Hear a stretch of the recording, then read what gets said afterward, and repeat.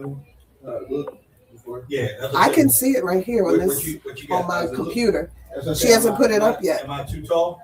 I'm looking now. Hold I on. think you saw it. Yeah, I remember this out. Yeah.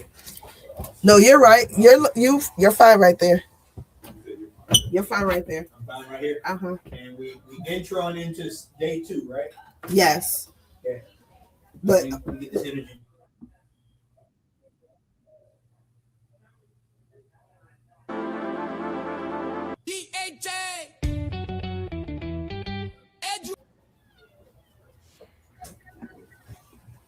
You about to do this intro too, so.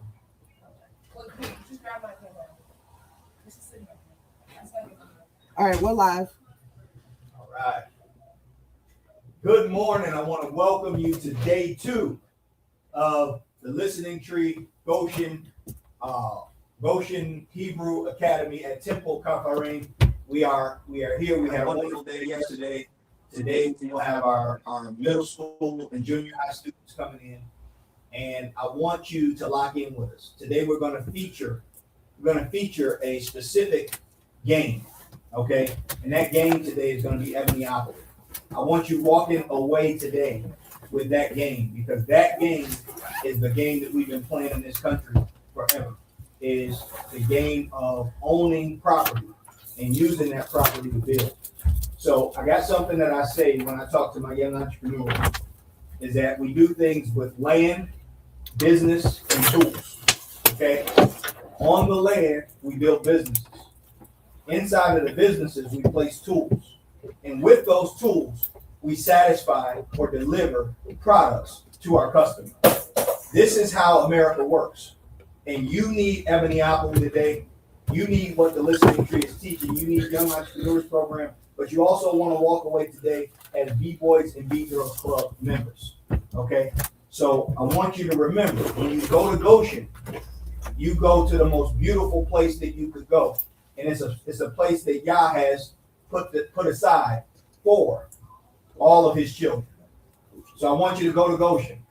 I want you to walk inside of what you see, of what you know that he has for you. But you have to do it. It's not up to anybody else except for you. So walk away with some Ebonyopoly. Walk away with B-Boys and B-Girls Club. Walk away as young entrepreneurs and go to Goshen. I'm going to talk to you soon.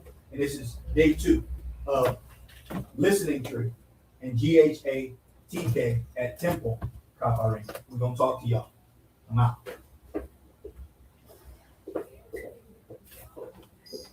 That work. Yeah. Let's go.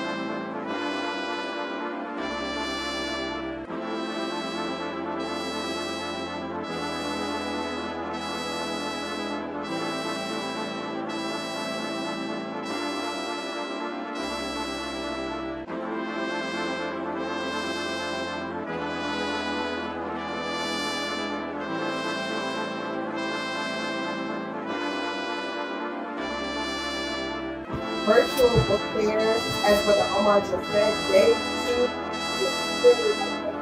We're excited to welcome our middle schoolers, that's 6th to 8th grade. We will have some in-house students from Quilombo Academic Institute, and I am just excited for them to experience meeting Brother Dwayne Washington, who is the creator of Ebonyopoly. And I'm excited just to see this game. I know we are going to purchase it for our school and for our family. I think it's going to be the new Black family game night game board. I know in my family, Monopoly was very big growing up, so Monopoly would definitely be the new big game that we are going to start playing. I remember playing with my brothers and my children, and my brothers always win. And my son, who I might have played years ago, he was only about 10, and he won. And so, I'm just excited to see this whole process, and just excited for today, for our authors, for our students to experience a Black book fair. And when I say Black book fair, I emphasize that because we are in a Black-owned bookstore called The Listening Tree, as well as all of the books in this store are written, illustrated, and published by Black people, our people. So the imagery for our children is the most important process of their lives, because when they see us in different places, they have the foresight to want to go and become that. And that's the goal. So stay tuned, everybody. And we're looking forward to today. And then tomorrow, day 3 is our last day for our high schoolers. So come back, and thank you for everyone who came yesterday as well. Peace. Peace.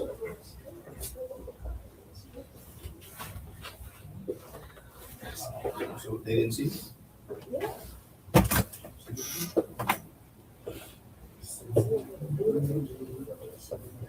Okay, this is.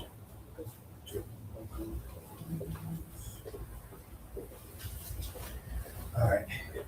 So, look like we got time. I'll take these 5 minutes and I could do the books on camera. You eliminate the drop. You know these? What you need to do first.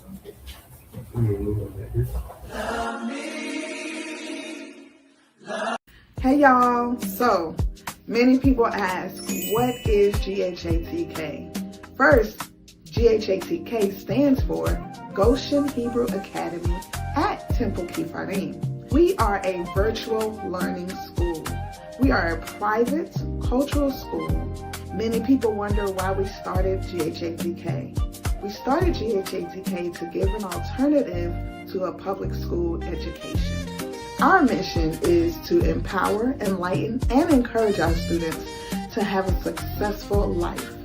Our goal is to make sure that each student walks away with their diploma ready to take over the world. We also focus on growth, creativity, and we focus on the healing and the health of our students. So if you're looking for a place for your child to feel enriched, empowered, encouraged, and enlightened, join us, GHATK. Enroll today.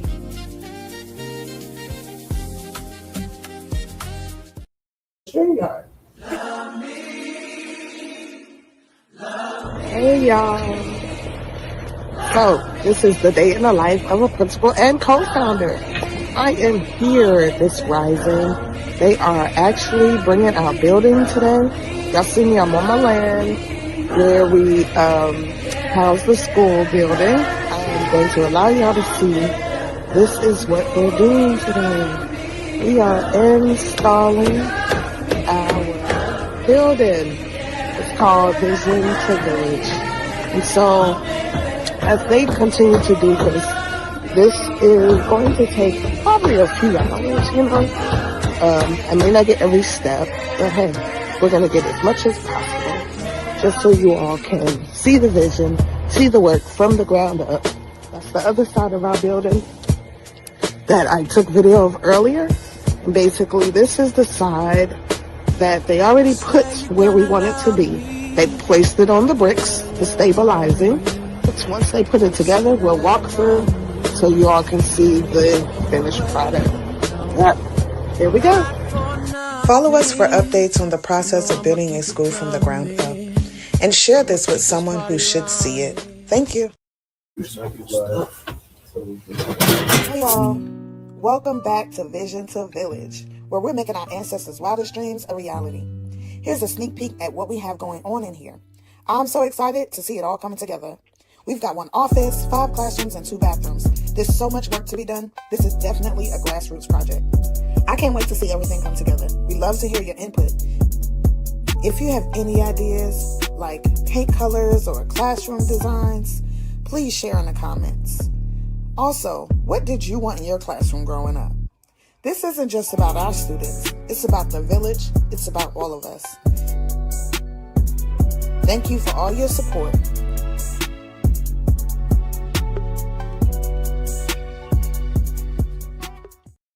I'm working on that. Because, some children, some children.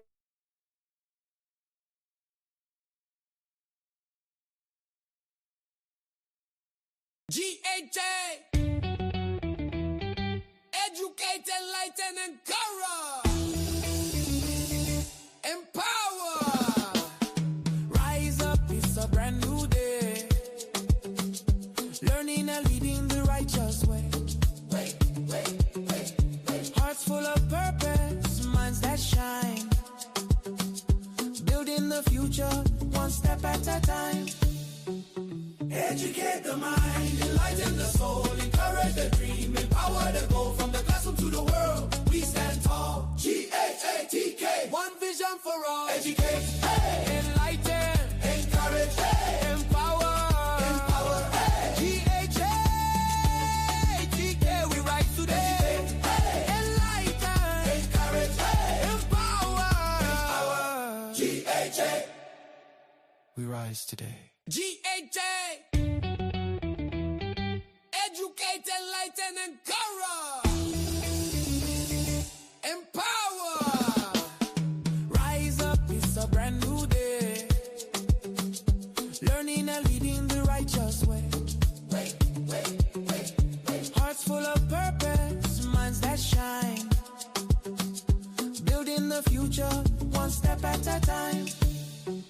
Educate the mind, enlighten the soul, encourage the dream, empower the goal, from the classroom to the world. We stand tall. Ghatk, one vision for all. Educate, enlighten, encourage, empower.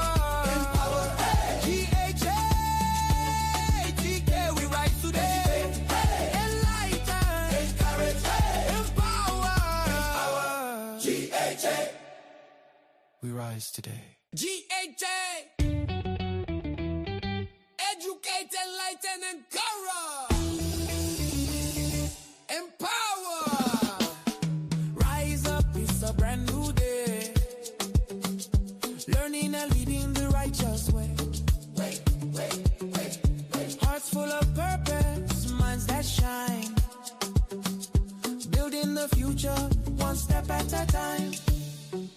Educate the mind, enlighten the soul, encourage the dream, empower the goal, from the classroom to the world. We stand tall. Ghatk, one vision for all. Educate, enlighten, encourage, empower. Ghatk, we rise today. Enlighten, encourage, empower. Ghatk, we rise today. Ghatk,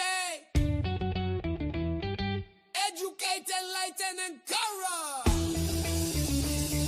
empower, rise up, it's a brand new day, learning and leading the righteous way, hearts full of purpose, minds that shine, building the future, one step at a time. Educate the mind, enlighten the soul, encourage the dream, empower the goal, from the classroom to the world. We stand tall. Ghatk, one vision for all. Educate, enlighten, encourage, empower. Ghatk, we rise today. Enlighten, encourage, empower. Ghatk, we rise today. Ghatk, educate, enlighten, encourage, empower, rise up, it's a brand new day, learning and leading the righteous way,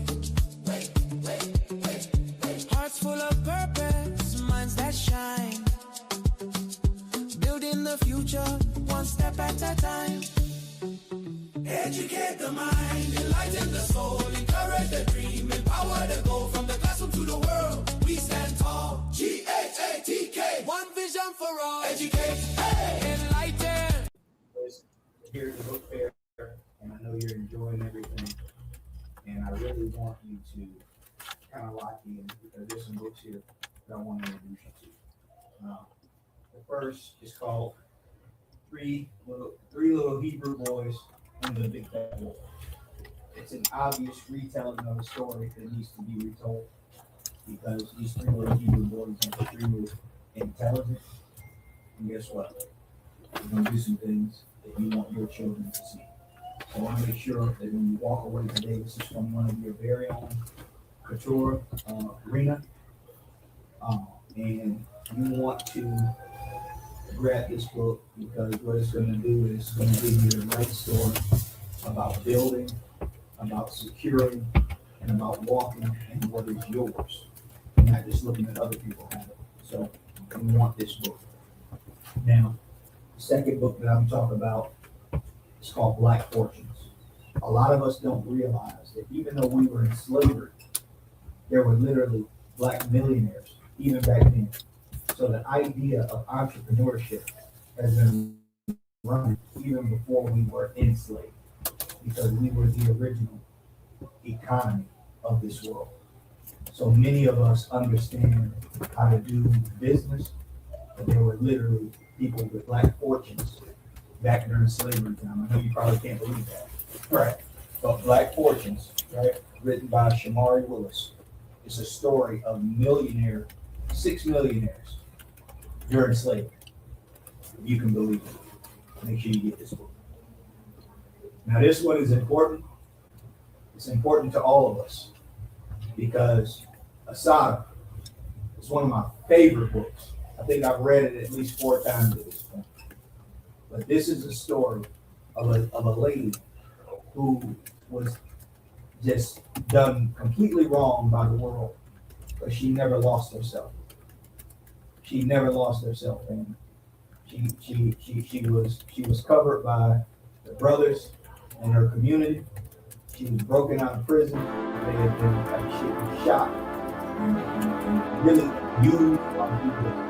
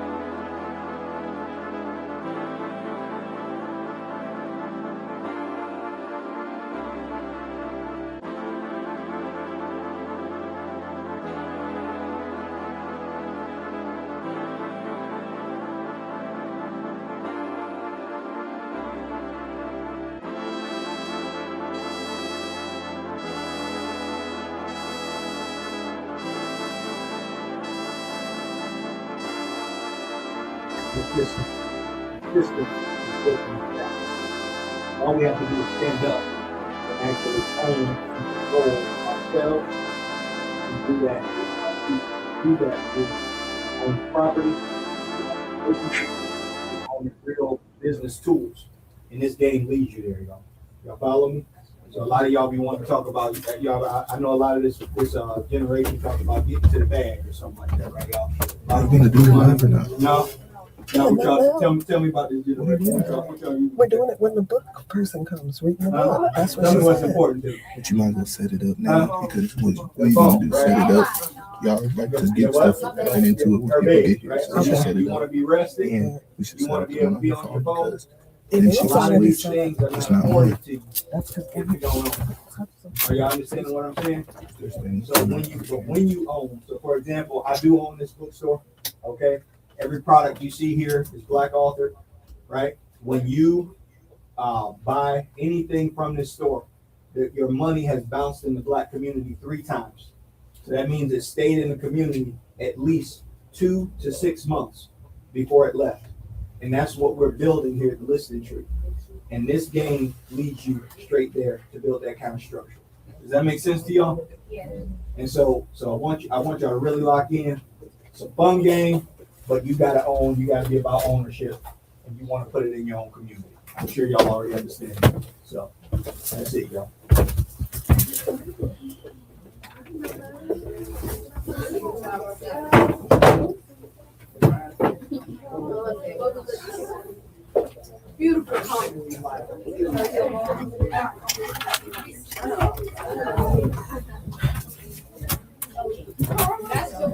Epic.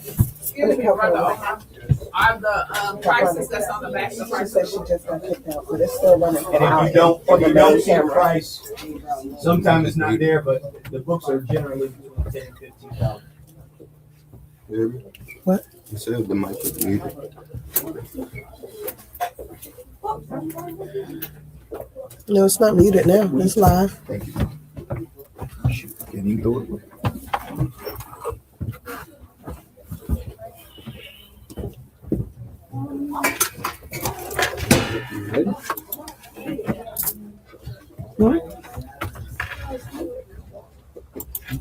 Oh, y'all go ahead. Hey, y'all got any questions, let us know, okay?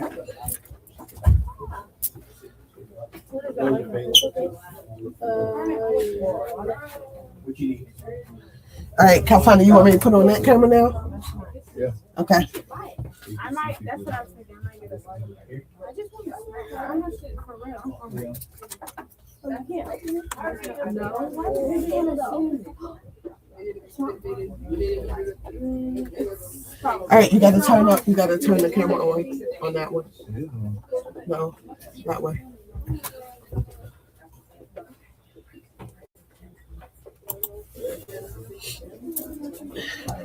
It looks darker though.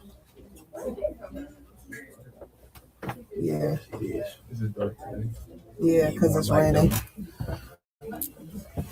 You think you could work back here without this light? Oh yeah, I don't need that light. I'm gonna see if I can help his camera. You feel me? Uh-huh. Oh, you know what? That ain't.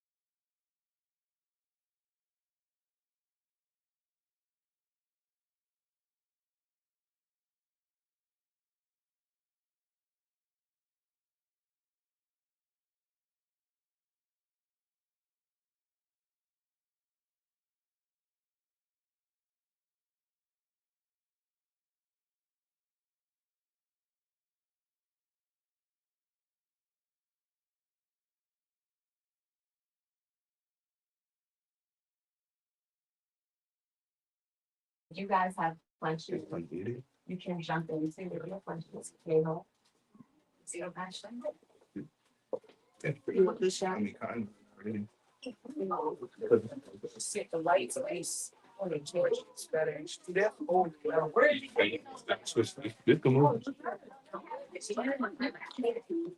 Which side you want to flip it all the way? they can do okay. This is ready. Like that way. You point it on here. Yeah. Yes. Yeah, that's fine. Stand together.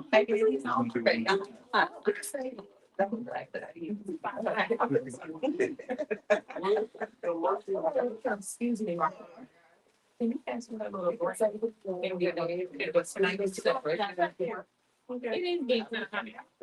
you. That's me. But I got a heater.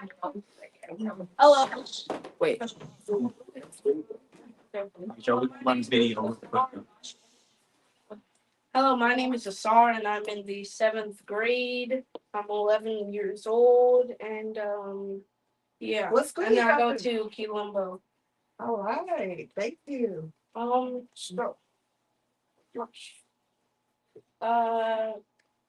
Princess Medaya. So why did you start the book fair for our school? Okay, so when I started my school this year, actually, the beginning of the school year, I was thinking of how fun it used to be when I was a child, and I was in public school, so it's a little different, but they always had book fairs. And in the book fairs, it was like a field trip or a break from class, and you'd open out all the different books that you just never really see because they're just not randomly, actively at your library or in your school. And so I thought that would be really fun to do a book fair for independent schools. And so I reached out to Mama Tashia and a couple of other independent schools and was like, okay, we want to do a book fair with your school participating. And then I thought about what would be even more fascinating or amazing would be to find a Black bookstore to do it at so that our children can have Black books to read versus just any kind of book. So I started looking up different bookstores, and one of my cousins who actually runs TSK was like, oh, I know a brother who has a bookstore called The Listening Tree, Brother Omar. And so here we are. Now,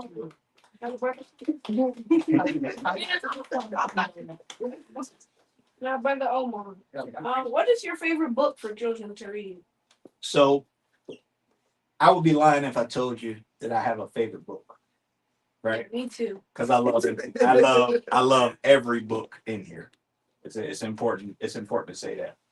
But I do have a few that I think should be featured for the people who are listening, right? And the one of the most important ones to me is I have a degree in electrical engineering. Okay. And so so this one is so important. It's called Black Gems in STEM. Okay. And we've got it for young children, very, very small, 4th, 5th grade, all the way up to 8th grade. Right. And really the 6th to 8th grade book is good for high school students as well, because it's on a higher level. But I really like this book because it's about problem solving, it's about our history, but it's about our future all at the same time. And it helps us understand that we're in control of what's happening rather than keep on waiting and watching for other people to do something about it. Does that make sense? Yeah. And so when you know science works for everyone, right? Gravity is always working, right? No matter what you do, you're gonna fall down, right? If I jump up, what happens? You come back Sorry. down. Huh? You come back down. You come back down. Why is that? Because of gravity. Because of gravity. Is anybody doing that to you? No. Right? So there are other principles that's happening in science that when you learn how to control them, guess what? You actually start to create. And that's what we really need. That's why I say this book is so important. Okay. And another one that I want to talk about is our Young Entrepreneurs Program journal, right? So a lot of you have ideas that you have, and I'm gonna tell you something, ideas don't come like all together, right? You get ideas and you have to put them together over time. And so this journal helps you to piece together those ideas so that you can actually start a business for yourself. Okay, and that's for anybody eight to 80, if that makes sense, right?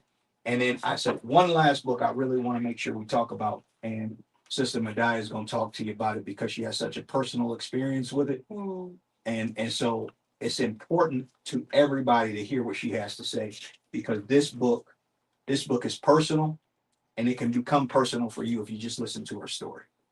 Okay.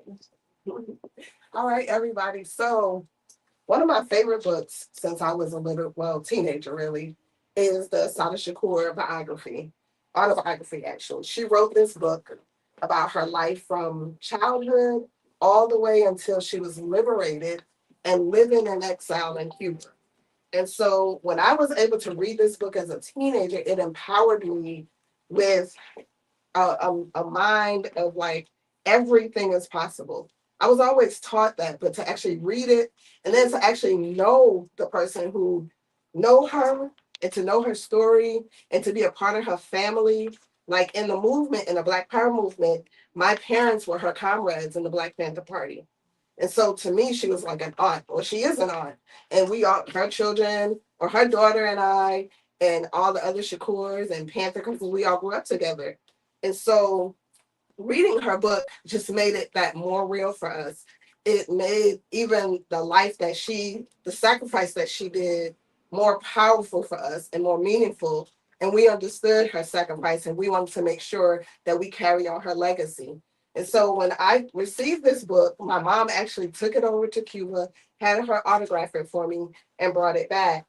And my family used to do a lot of like parties and things. And I think I actually let somebody read my book and I never got it back. So yesterday I repurchased the book.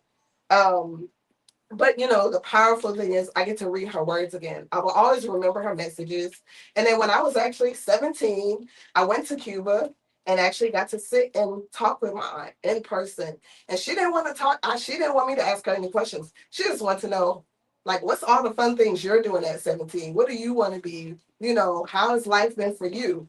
And so to have that relationship and to be able to have this book and share it and tell y'all like this is a powerful book, especially for you young women, okay? Because a lot of times in the world, they tell us women that we can't do certain things, we can't be certain things, we're not powerful, but we are powerful. Our words matter, who we are matter, and there are brothers out there who support us. She was liberated by brothers, and some of those brothers I call my uncles, and I knew them all my life. A few of them have passed on. However, Assata Shakur's autobiography is a very important book for everyone to read, no matter what color you are, no matter what religion or culture you say you are. Her story is important because it's true and it does matter. Hey. Thank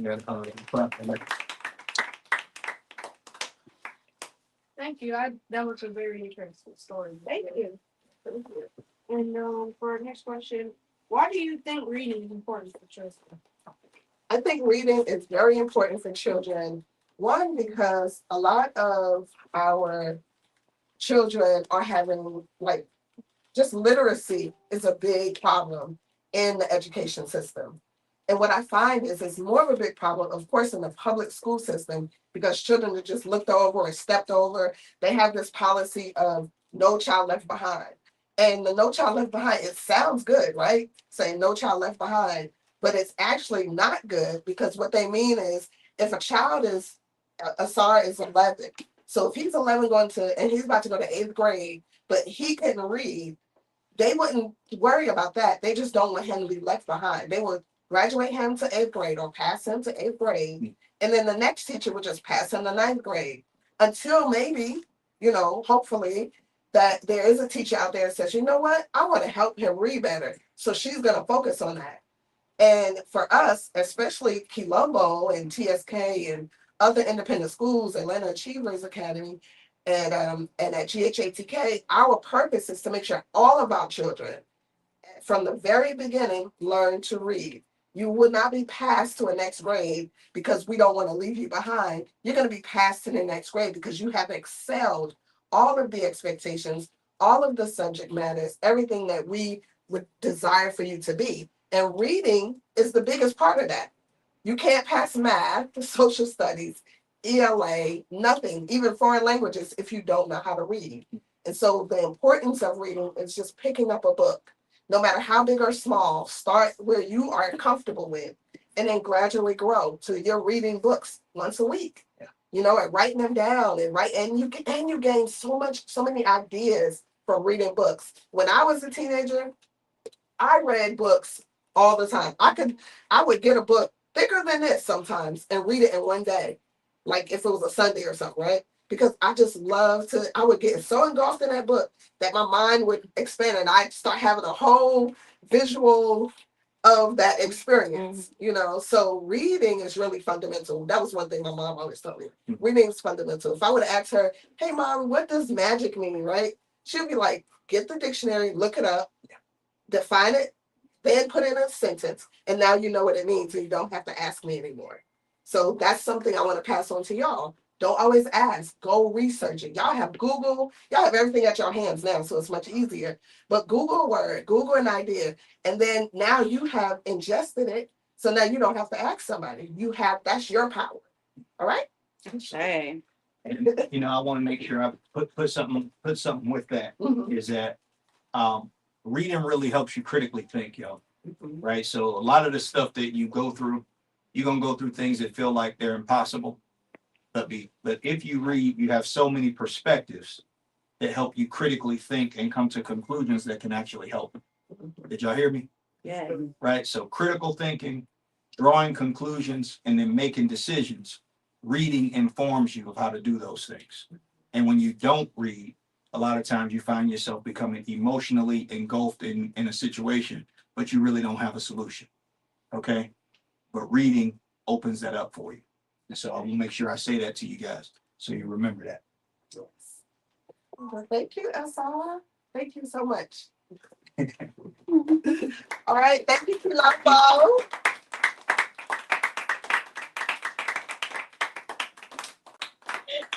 Yeah. I was starting to read. Yeah, I got it sometimes. Yes. My jacket. That was a good day. I'm black. Be black. Yeah. Right. The other side. You see it's hot. You were made from the streets. That was yesterday. I was fine. Oh, it's extremely high.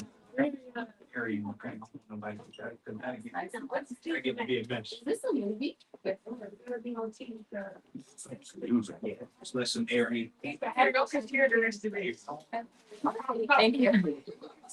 It's important right now. I'm glad it says. Because everybody gonna say no. Yeah. Be in here hot. You mean? Oh, he's right nursing, but no, he's not. Okay, so that was nice. Oh, I got it. Yeah, it's really important. It hits everything. See how I said in reading, writing, art, and critical thinking. So every character, every part of that character in history. So you go, it's almost like taking out each character. So all of these different subjects. Yes, sir. I forgot that. It's right. You let him to So, the middle school, it just got some. This is a little kid, but we can get it. Somebody took it over. Yeah, so no, they just grabbed it today. Somebody else just grabbed it. So, but if you honestly, if you want that journal, you can order it, and I'll have it. That's up to you. Here goes from It's a deep dive in all of those here. The younger book is not quite that. It's more so connecting the dots. Why it's important to another side. And just kind of pique their interest in the internal way. Yeah. You know, crossword puzzle. Yeah. Everything was separated that we had to put together. So we understood that. Yeah. It builds the layers. But I like that. One kid is 61 and one is I think, how much is that? 52.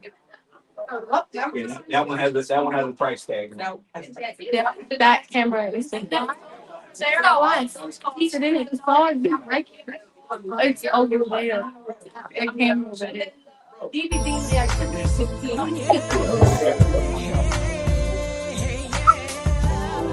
See, I know someone much higher. Oh yeah, I know someone much higher. Yeah, I know someone much higher. When I sing wrong, prosper wherever they go. I envy the wicked so much that my feet hold on. Let me see who. but now I hold on to someone I know is strong. He my rock and fortress. I put my trust in Yahweh. Then you and me, that the whole world can see. Oh yeah, my King here, he protect us all, and he heard my call. No, yeah, Yahweh is higher. Is he Yah man to where he gotta lie? Is his ear heavy to where he will not hear? Is his arm shortened to where he cannot save? Cast your burdens down and give them to Yahweh. He much than you and me, that the whole world can see. Oh, Yahweh, he protect us all, and he heard my call. No, yeah, Yahweh, I used to worry about if my bills get paid. I used to worry about all of my enemies. I used to worry about if my friends would stay. But now I take my problems and give them to Yahweh. He much than you and me, that the whole world can see. No, my King is, he protects us all, and he heard my call.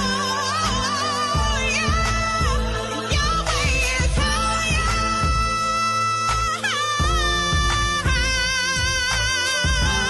I used to worry, but I don't know more. And I don't fall to things I've been through. You know he pulled me through. And I don't worry about me. I put all my trust in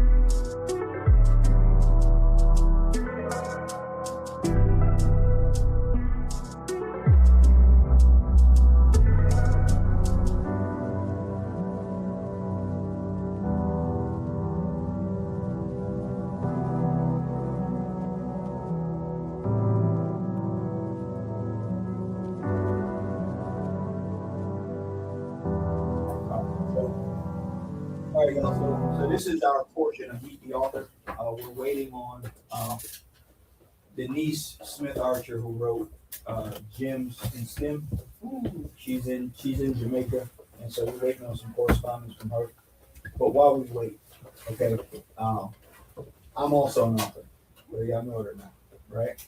And the book that started it all, I got in front of me.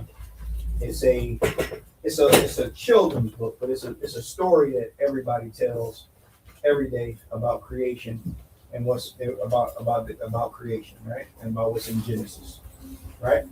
And so we all have a creation story, right? And so, but I also have another book that I wrote. It's called Young Entrepreneurs Program, right?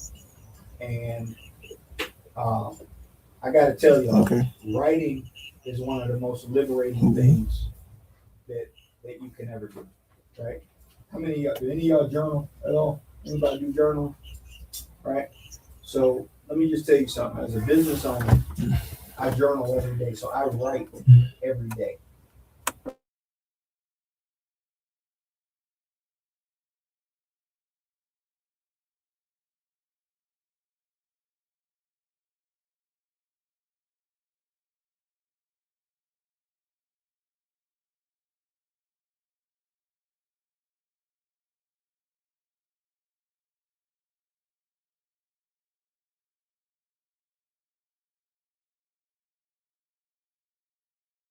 Always needed to get it out, put it on paper. Maybe, I don't know how many of y'all write poetry, right? But write a poem, write a rhyme, things like that. To really kind of piece your thoughts together, right? And explain where you are, right? So I'm just gonna share this stuff with you. Is that cool with y'all? Right? And we're just gonna read it through. And I'm gonna show you. This is actually the book that started it all right here at the listening tree. So literally, you're sitting in the middle of a bunch of books, right? But this is the book that started all. Myself and my wife, we put it together. It's about the first settings of God's creation. And who y'all think that is on the front? That's God. Are you following? And so it's called A World of Our Own, the beginning. Okay? The beginning, right? And the first step is, you see here, our publishing company is called Our Storybooks Publishing, right? So you hear the word history, right? History is a compound word, right? They turned into just one word, right? But just the same, it's our story. Does that make sense to y'all? Yeah. Right? So it's Our Storybooks Publishing. And I wanna read to you what we wrote, because when we wrote this book, my eldest, who's now in college, he's a pre-med major at Clark Atlanta University. Okay. And he's doing some pretty big things over there already as a freshman. And we wrote this book for our children. So we got an 18-year-old, a 16-year-old, and a 13-year-old. Our daughter's 13, and our two sons are 18 and 16. All right. And so when we wrote this book, myself and my wife, what it says here is we dedicate this book to our children. Never compromise the truth for the comfort of anyone. What do you think that means, y'all?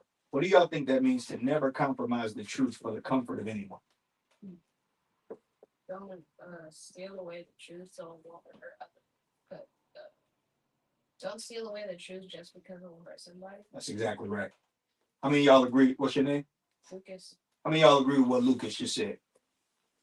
Right? What Lucas just said was the truth hurts, right? But you gotta tell it. That makes sense, y'all? The hardest thing you'll ever do in life is tell the truth. It's harder than fighting. It's harder than writing. It's harder than everything. Because sometimes, guess who the truth hurts? When you tell it. Exactly. Sometimes that same truth is going to hurt you, and you still got to tell it. Right? But that's how you graduate to new levels in life. That makes sense? Yeah. So you ever get stuck in life and you can't figure out what's going on because you ain't telling yourself the truth. That's the truth. You ever get stuck? Remember what I'm telling you right now. You ever get stuck Tell yourself the truth, you'll go to the next level. Okay? So let's go in. Let's get into it. A world of our own in the beginning.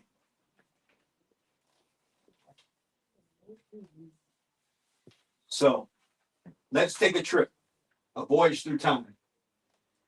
When darkness covered the earth and all things lived in God's mind.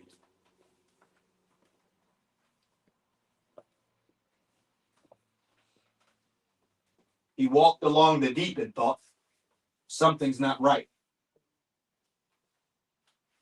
He looked at the void and said, let there be light. Right?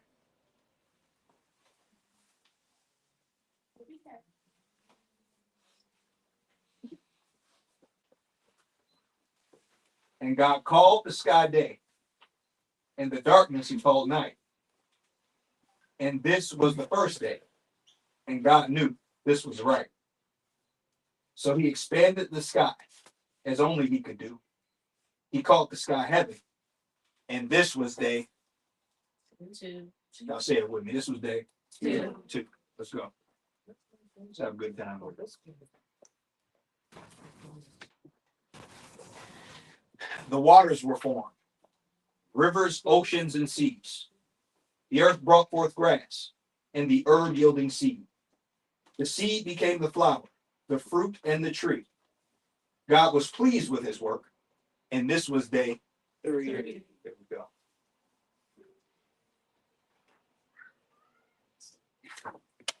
And God said, let the stars fill the sky to be their guiding light. Let the moon rule the day. Let the sun rule the day, and let the moon rule the night. Let them be for signs and for seasons, for days, years, and more. So he set the moon, and so the sun set as the moon rose at the end of day 4. There we go. Okay. The stage was set with God's plan in motion. Let the birds fly high, and let the fish fill the ocean. Let the earth bring forth the living creature after his kind. Then God thought to himself, this is exactly what I had in mind.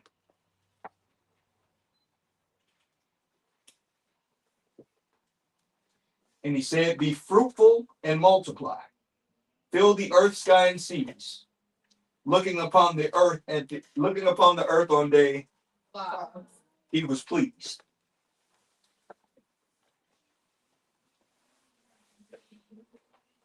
With all he created, this it right here, y'all. With all he created, God needed something more. A man and a woman in his image to rule from shore to shore. So from the dust he formed Adam, and from Adam came Eve. God's greatest creation on day 6 was achieved. God reached day 7 without any stress and thought to himself, I am very impressed. With my creation is finished, so now I can rest. With a voice of thunder, God said, be blessed. Right? So we get here. And the journey begins. Are y'all follow me? Yes. Appreciate it.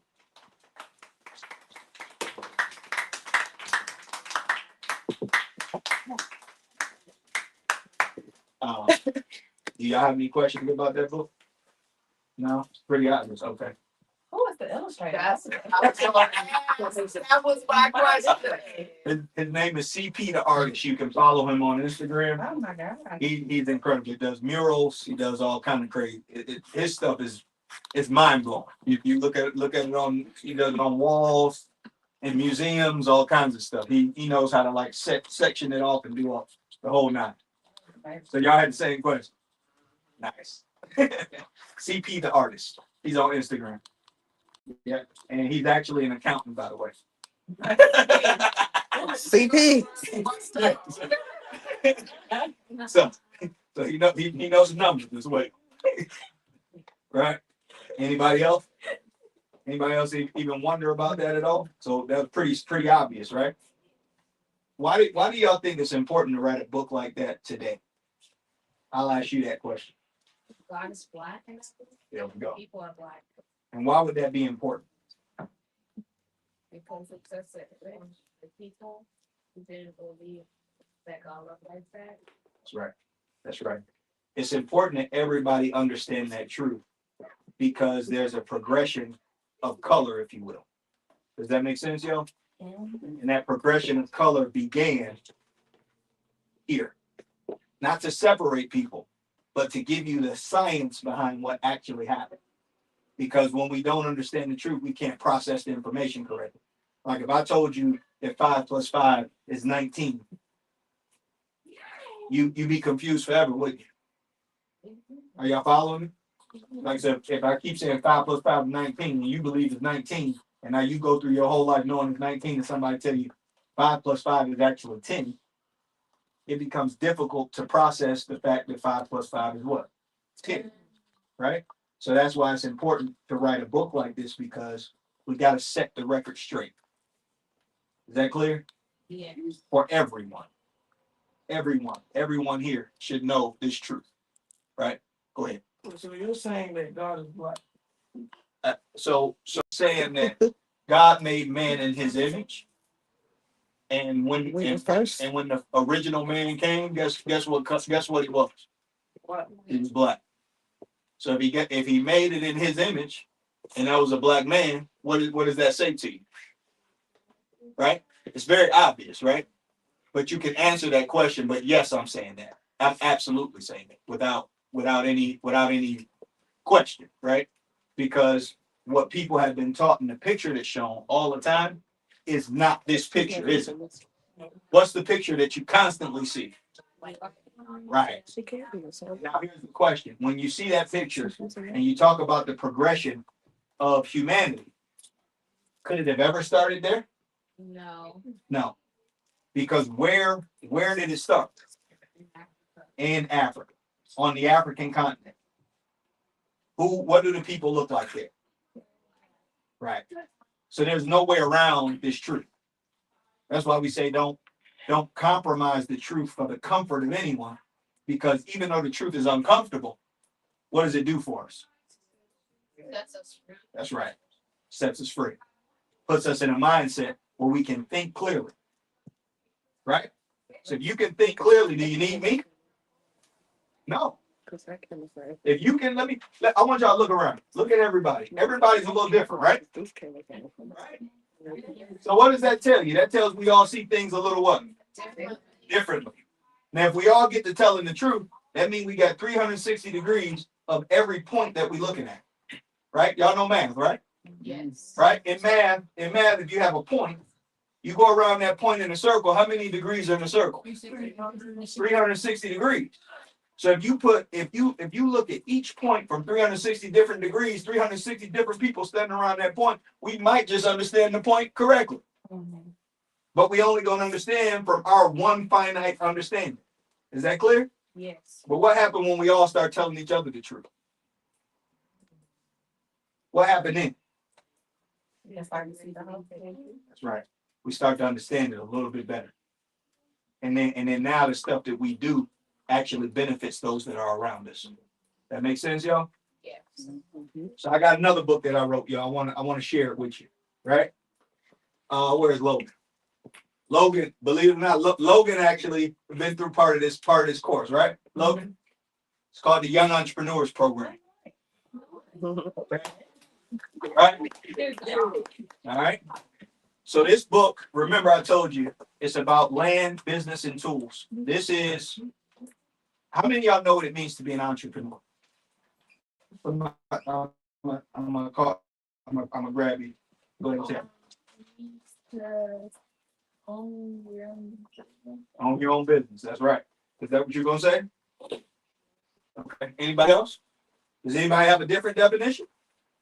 There's a part of it, we learned in math class about medicine, where you're not even supposed to do the government. Say it again. Or you're on your own share of land, something like that. Yeah. You getting into the details. That's good. That's real good. Is to own your business and be profitable. Absolutely. Own it and profit from it. right? So that's a lot what you just said. Okay, right? Because people can own a business, but actually profiting, that's a whole different animal. Okay. So I want to share the idea of the Young Entrepreneurs Program by opening up some pages for you. That makes sense, y'all? So if I open it up here,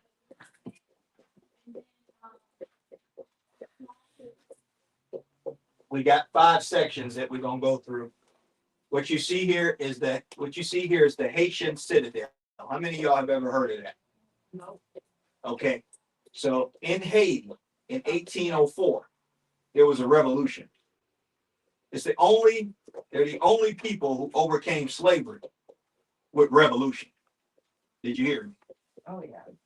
You hear me? Y'all remember that? Y'all say 1804. 1804. So they're the only ones in history that were successful in beating slavery to the ground with their fists, with their feet, with their cannons, with their guns, and with everything that was necessary to stand up as men and women and be strong in their own space. And they built this citadel as a representation of self-sufficiency.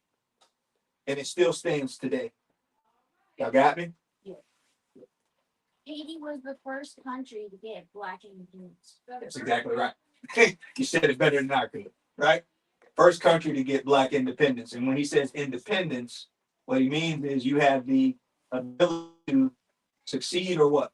Control your own spaces. Control your own space, but you have the ability to succeed or what's the opposite of succeed? Fail. It's important that you understand that. Independence does not necessarily mean that you're going to be successful. It just means you got the opportunity to be. Is that clear? Okay. And so it's important that you see it that way, because a lot of us assume that just being independent is this wonderful thing. It's not always a wonderful thing. That's why so many people choose the other side.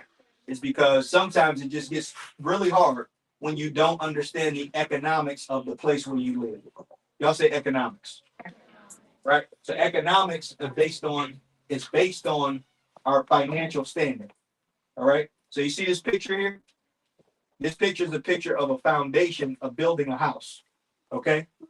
When you talk about finances are about the same. Like if we open that door, what would happen to the heat? Yeah. And then if we were trying to stay cool, what would happen to the air? It would right. But it would keep going out, and we couldn't keep it in, right? So in order to keep money inside of a space, you got to actually build a structure around it. And nobody really ever tells anybody. So when people talk to you about financial literacy, they tell you need to save your money, right? They tell you need to work hard. They tell you need to take care of your needs versus your wants, right? Can I tell you a little secret? Needs and wants are both liabilities. Now, question: does anybody here know what a liability is? What's a liability? Something that's unnecessary. I wouldn't define it that way, okay? Because there are a bunch of necessary things that are still what? Liabilities, okay? So what I want you to go ahead. A liability is basically just like an expense or something you owe. Something you owe. Mm-hmm. Something you owe. That's exactly right. It's not an expense is what you pay on a liability, but the liability itself is a contract agreement that you've agreed to pay over a period of time. Yeah. That makes sense? Yeah. So you've agreed for at least a year, or at least a month, really, to pay something under contract. That makes sense? Yeah. But does anybody know what the opposite of a liability is?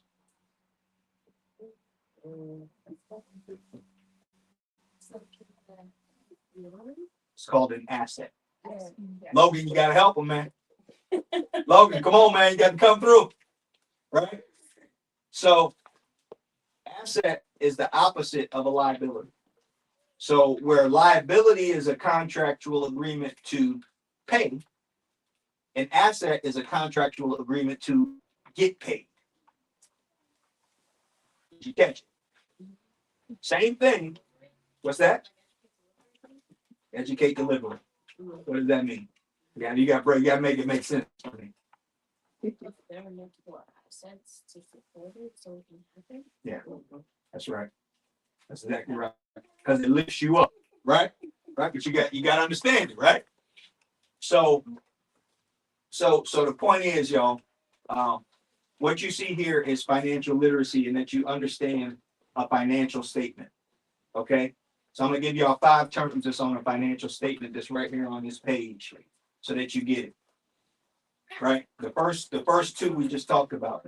Y'all do me a favor. Y'all say balance sheet. On a balance sheet, we're gonna use that to determine our net worth.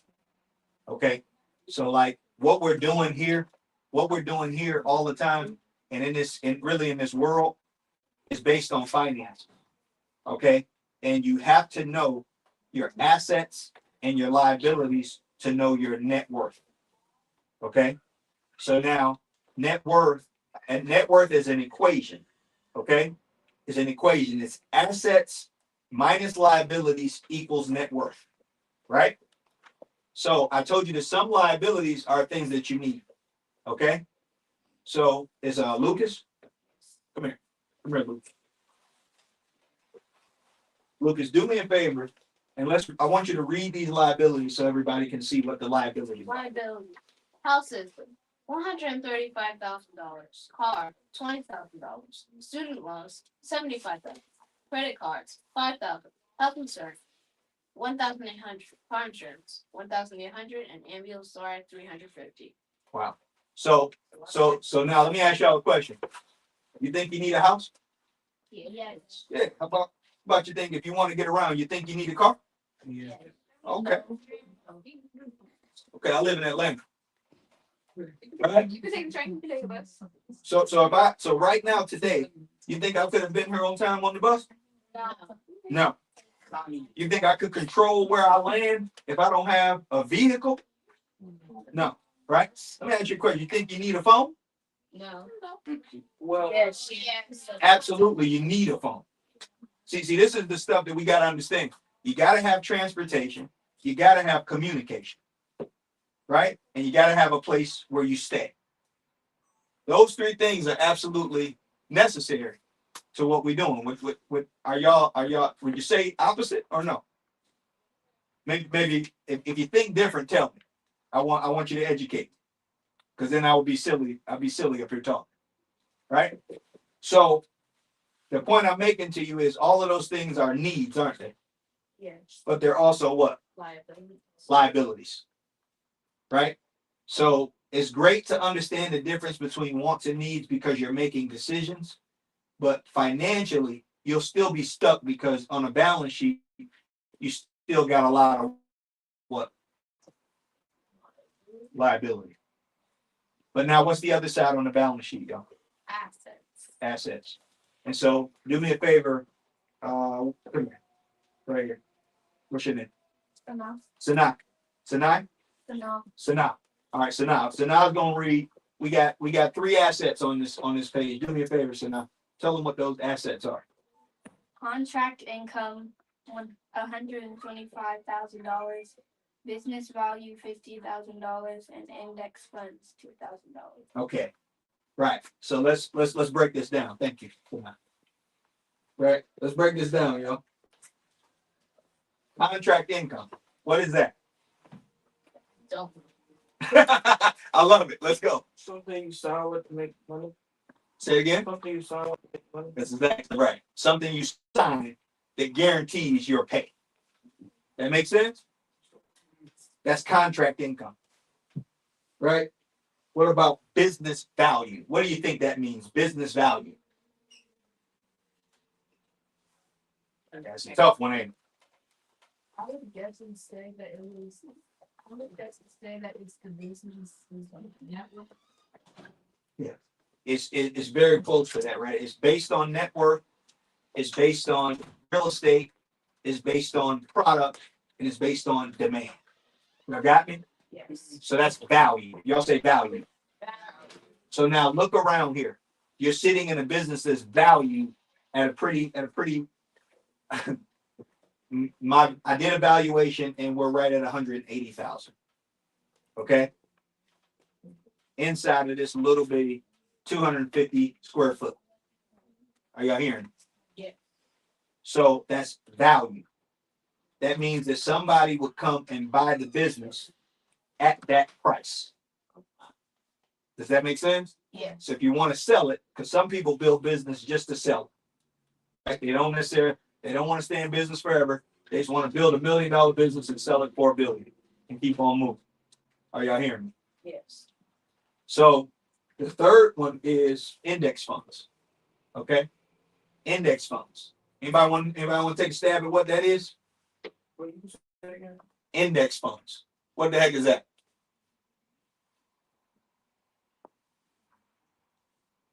Hmm? Against the liabilities. Now you thinking, I appreciate that. Right? So that's good that you thought about it, right? Good that you took a stab, right? But index funds are funds that you can buy in the stock market. You ever heard of stock market? Yeah. Y'all ever heard of the NASDAQ? Yes. No? You ever heard? So tell me, do me a favor, raise your hand if you've ever heard of the stock market. Okay. Raise your hand if you have not heard of the stock market. Okay. So how many of y'all have ever heard of the New York Stock Exchange? Okay, just a few. Okay. So I want y'all to remember New York Stock Exchange. Anybody ever heard of the Dow Jones? Huh? Anybody ever heard of the NASDAQ? Right? These are all markets that make money every single day, every single minute that you can just invest in and watch your money grow as those companies grow. Does that make sense? Yes. An index fund is a fund that looks at each market and only plays the winners. So it's like if you put your money into an index fund, you're only going to make money. And that money that you make is going to be at 8 to 20%. Did y'all hear me? Yes. Everybody listen? So that's what an index fund is. Now, question. These three assets that we just talked about, how many of y'all been talking about them in the last few years? Anybody been talking about that? Just a few, right? It's important that y'all understand that you should add assets every day. Y'all hear me? Mm-hmm. So this is the asset. It's assets, liabilities, and then there are three other things. So based on liabilities, like if you have an asset, then that means your asset creates income. How many of y'all plan on having income at some point? Right? So it would mean that you need to have a what? Asset. I'm sitting next to Raven, right? Raven's holding something in her hand and she's a photographer. What would you call that for Raven? Her job. No. A camera. Well, what is it to Raven in her hands? An asset. It's an asset. Why is it an asset? Because it helps her do her job. Because it helps her deliver on what she's contracted to do. Remember, we talked about assets, right? It helps her deliver on what she's contracted to do. So for her, that's called a tool. Y'all say tool, right? So that's a tool. That tool is an asset that will produce for her all the time because she knows what to do with it. Now, is it the same thing in my hands as it is in hers? No, because I don't really know how to use it like that. Does that make sense to y'all? Yeah. Right? That's the difference. That's how you define an asset, right? But that asset produces what? Income. Say it again. Income. Right? And so long story short, yeah, right back here. So now liabilities produce expenses, y'all. So how many expenses you spend money on every month? A lot. A lot, right? Let's talk about some of these expenses. Tell me about them. PlayStation Plus. PlayStation Plus. Clothes. Clothes, Food. food, My friend. rent, going out. Subscriptions. His phone. Electricity. Come on, Phone house. come on. Like. Car bill. Car. Yeah. Amazon card. Yeah. Health. Yeah. Child care. Yeah. Traveling essentials. Yeah. Game out. Now let me chime in here. You notice how when I talked about expenses, they were easy to rattle off. Yeah. You know why? Because Because it's done all the time. That's exactly right. You guys are involved in paying expenses all the time.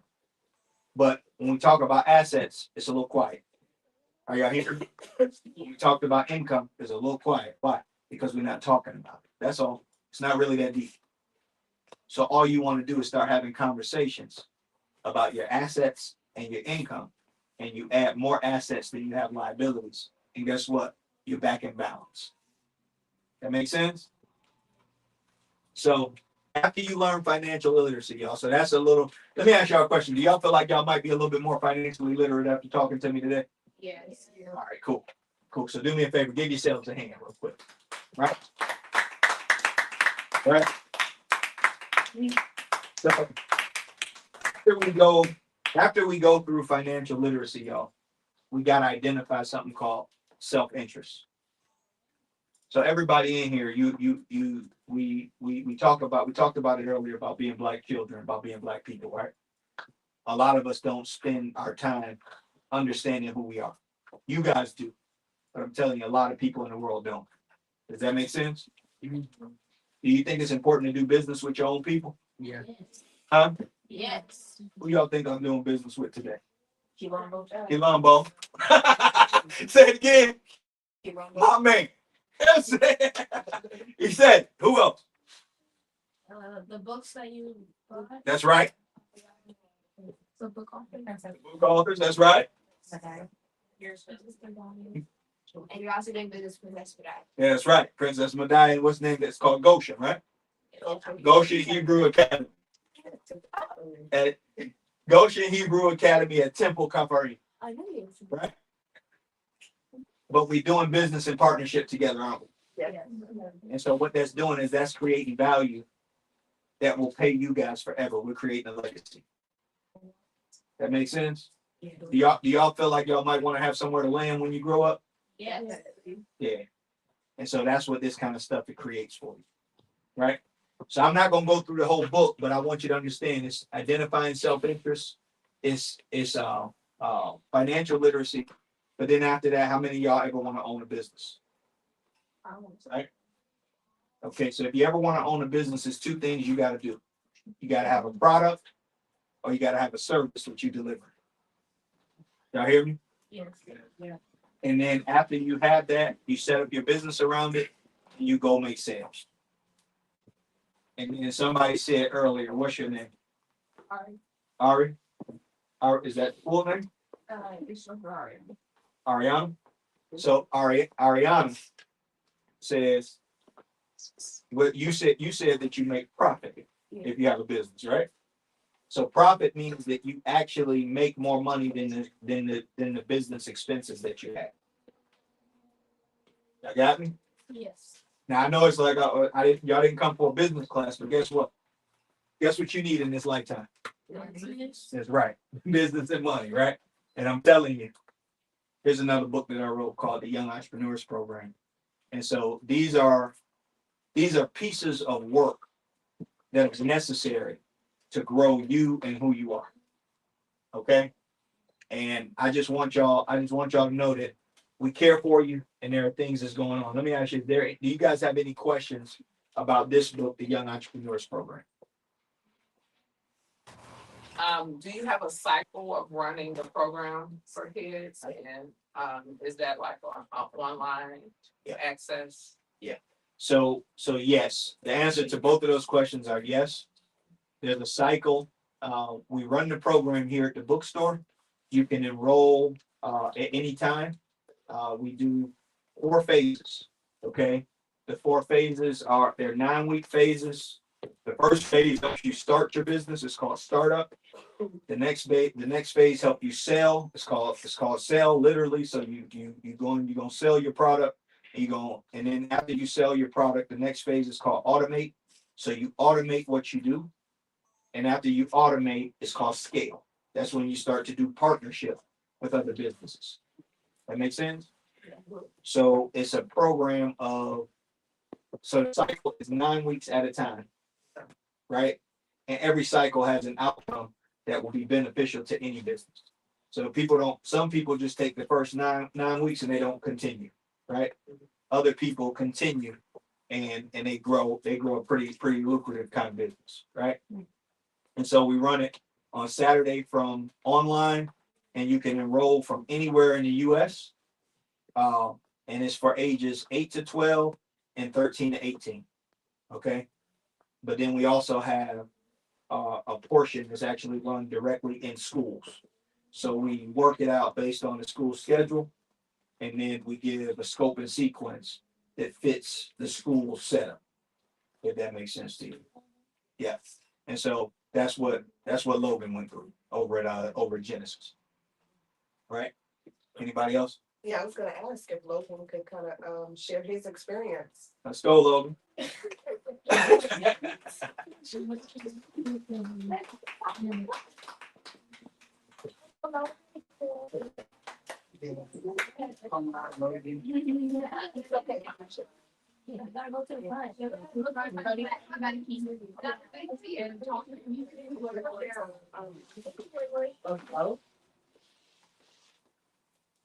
We've learned about building a foundation for businesses in our future, and we learned about responsibly spending, things of that nature.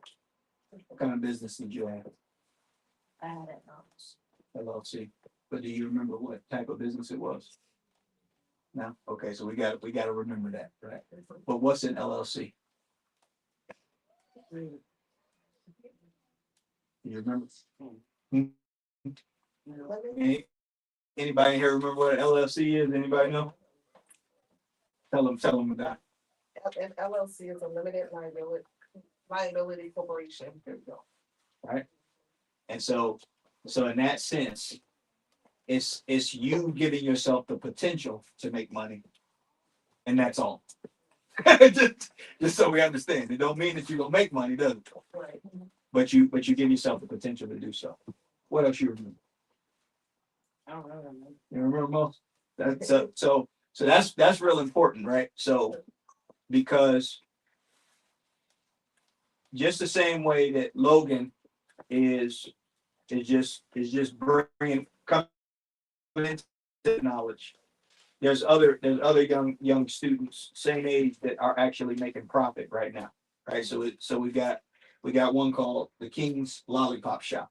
Okay. He pops up every Monday at YMCA. He makes his lollipops. He has everything online. If you want to check him out, it's called kingslollipopshop.com. Mm-hmm. And guess what? He's making money every week. That makes sense. There's another young man. He's in Texas, right? You're gonna stay right here. You don't feel it, right? There's another young man in Texas. He's 15 years old. No, he's 19 years old. He started when he was 15, and he started with wholesale real estate, and now he owns 2 properties that make him money every month. And he's a mechanical engineer major at Tuskegee University. Okay, and so the point is that you still gonna live life, but how many of y'all knew what an LLC was before y'all heard from Logan? Y'all also be great for your hand. Talk about it, man.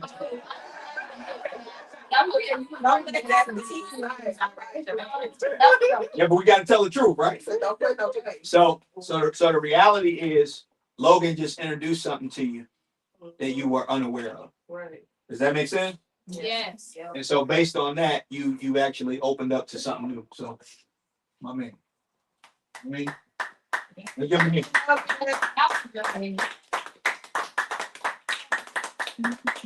All right, y'all. So for me, I'm not gonna bore you, but I want y'all to understand that what I'm talking to you about is of the utmost importance, because as you grow up, that's the one thing that keeps people in certain situations if they finances. That happened. So, I just asked if there's not any more questions, then I'm all wrapped up, but I got a chance to share.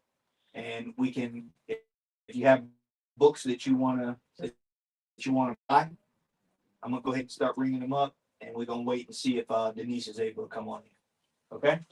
All right, guys, thank you all. We're gonna, like you said, an intermission. Continue looking around at all the books. You can take a bathroom break now too, or even a little snack break. And then, and like you said, purchase the books or puzzles, or you can just ask more questions about it. Stroll around. Let's go.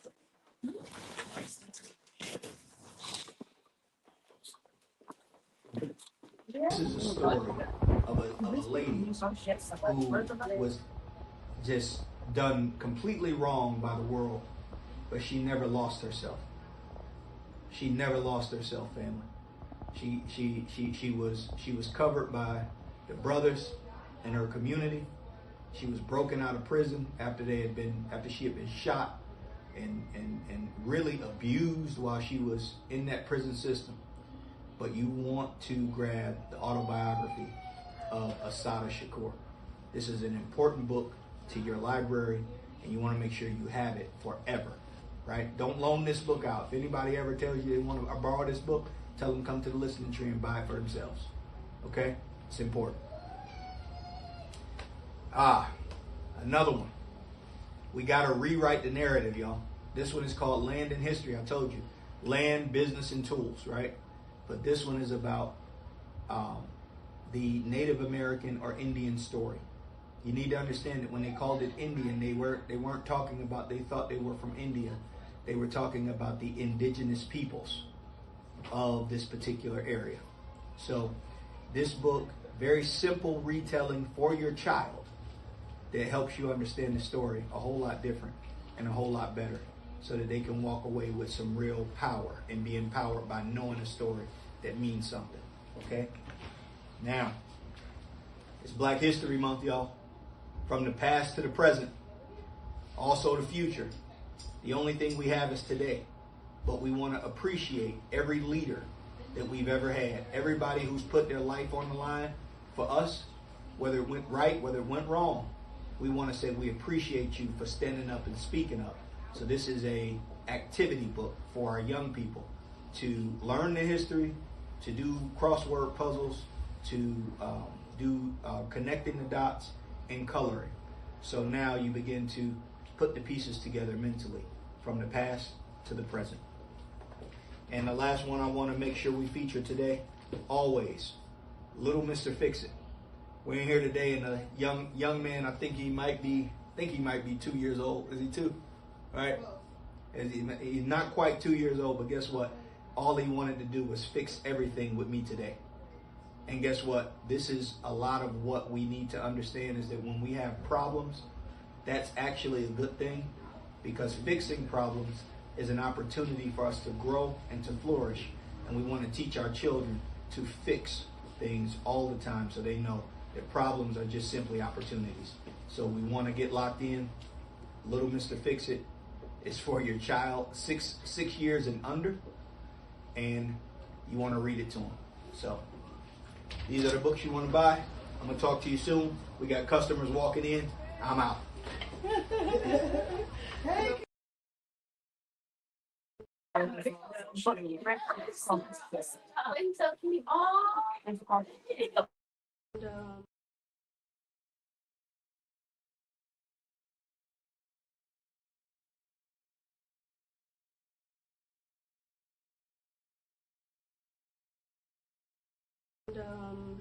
Yeah. What school and you I go go to? to Quilombo.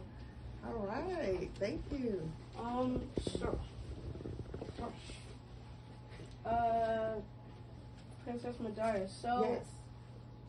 So why did you start the book fair for our school? Okay, so when I started my school this year, actually, the beginning of the school year, I was thinking of how fun it used to be when I was a child, and I was in public school, so it was a little different, but they always had book fairs. And in the book fairs, it was like a field trip or a break from class, and you go pick out all the different books that you just never really see because they're just not randomly, actively at your library or in your school. And so I thought that would be really fun to do a book fair for independent schools. And so I reached out to Mama Tashia and a couple of other independent schools and was like, okay, we want to do a book fair. Would your school participate? And then I thought about what would be even more fascinating or amazing would be to find a Black bookstore to do it at, so that our children can have Black books to read versus just any kind of book. So I started looking up different bookstores, and one of my cousins who actually runs TSK was like, oh, I know a brother who has a bookstore called The Listening Tree, Brother Omar. And so here we are.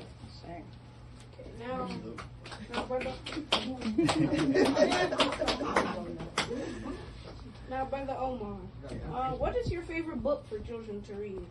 So, I would be lying if I told you that I have a favorite book, right? Me too. Because I love it. I love every book in here. It's important. It's important to say that. But I do have a few that I think should be featured for the people who are listening, right? And the one of the most important ones to me is I have a degree in electrical engineering. Okay, and so so this one is so important. It's called Black Gems in STEM. Okay, and we've got it for young children, very, very small, 4th, 5th grade, all the way up to 8th grade, right? And really the 6th to 8th grade book is good for high school students as well because it's on a higher level. But I really like this book because it's about problem solving, it's about our history, but it's about our future all at the same time. And it helps us understand that we're in control of what's happening rather than keep on waiting and watching for other people to do something about it. Does that make sense? Yeah. And so when you know science works for everyone, right? Gravity is always working, right? No matter what you do, you're gonna fall down, right? If I jump up, what happens? But You come back down. Huh? You come back down. You come back down. Why is that? Because of gravity. Because of gravity. Is anybody doing that to you? No. Right? So there are other principles that's happening in science that when you learn how to control them, guess what? You actually start to create. And that's what we really need. That's why I say this book is so important. Okay? And another one that I want to talk about is our Young Entrepreneurs Program journal, right? So a lot of you have ideas that you have, and I'm gonna tell you something, ideas don't come like all together, right? You get ideas and you have to put them together over time. And so this journal helps you to piece together those ideas so that you can actually start a business for yourself. Okay, and that's for anybody 8 to 80, if that makes sense, right? And then I said one last book I really want to make sure we talk about, and Sister Mediah is going to talk to you about it because she has such a personal experience with it. And so it's important to everybody to hear what she has to say, because this book is personal, and it can become personal for you if you just listen to her story. All right, everybody. So one of my favorite books since I was a teenager really, is the Sada Shakur autobiography actually. She wrote this book about her life from childhood all the way until she was liberated and living in exile in Cuba. And so when I was able to read this book as a teenager, it empowered me with a mind of like, everything is possible. I was always taught that, but to actually read it and then to actually know the person who know her and to know her story and to be a part of her family. Like in the movement, in the Black Power movement, my parents were her comrades in the Black Panther Party. And so to me, she was like an aunt, or she is an aunt. And we all, her children, or her daughter and I, and all the other Shakurs and Panther cousins, we all grew up together. And so reading her book just made it that more real for us. It made even the life that the sacrifice that she did more powerful for us and more meaningful. And we understood her sacrifice, and we wanted to make sure that we carry on her legacy. And so when I received this book, my mom actually took it over to Cuba, had her autograph it for me, and brought it back. And I was, my family used to do a lot of like parties and things, and I think I actually let somebody read my book, and I never got it back. So yesterday, I repurchased the book. But you know, the powerful thing is I get to read her words again. I will always remember her messages. And then when I was actually 17, I went to Cuba and actually got to sit and talk with my aunt in person. And she didn't want to talk. She didn't want me to ask her any questions. She just wanted to know, like, what's all the fun things you're doing at 17? What do you want to be? You know, how has life been for you?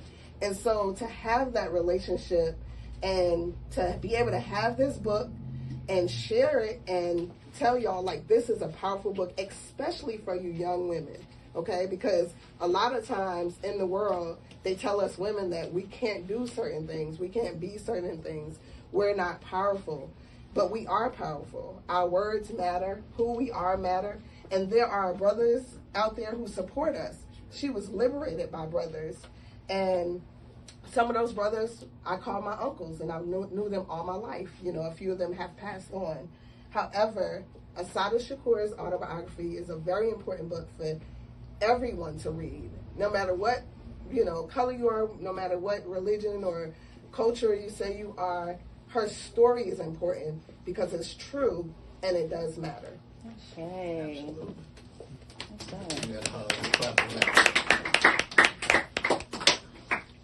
Thank you. That was a very interesting story. Thank you. Yeah, thank you. And for our next question, why do you think reading is important for children? I think reading is very important for children. One, because a lot of our children are having, like, just literacy is a big problem in the education system. And what I find is it's more of a big problem, of course, in the public school system, because children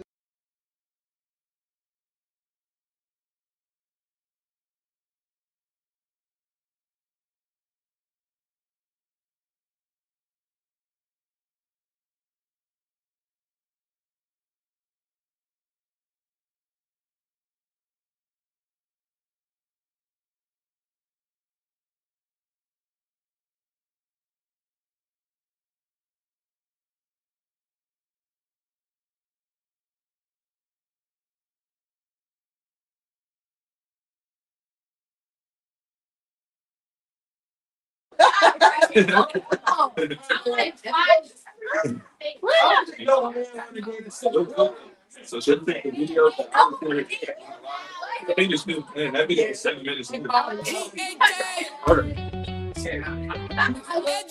enlighten, empower. Rise up, it's a brand new day. Learning and leading the righteous way. Hearts full of purpose, minds that shine. Building the future, one step at a time.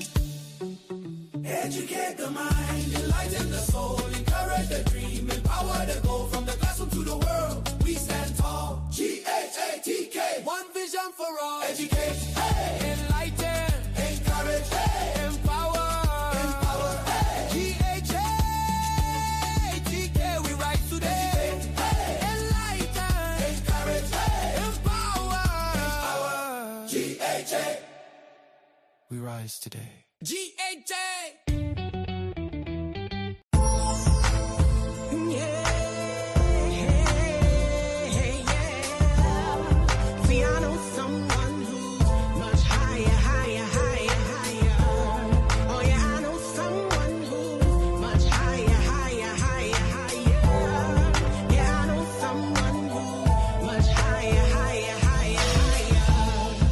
When I seen wrong prospering wherever they go, I envied the wicked so much that my feet were gone.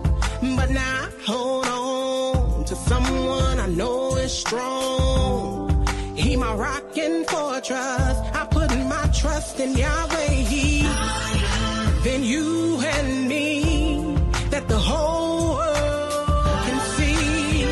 Oh yeah, my King here, he protect us all, and he heard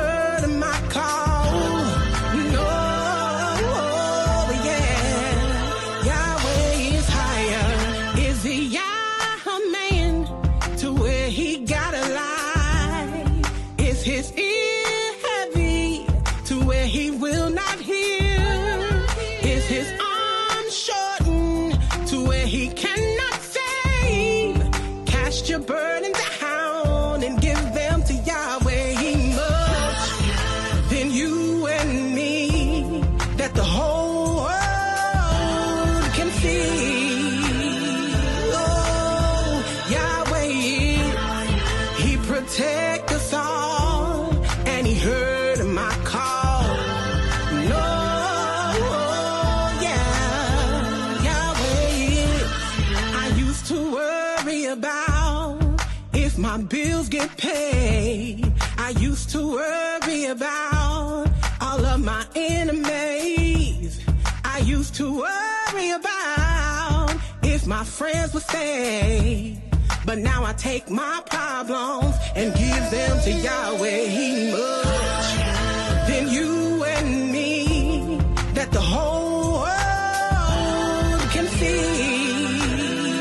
No, my King is, he protects us all, and he heard my call. Yeah, Yahweh is higher.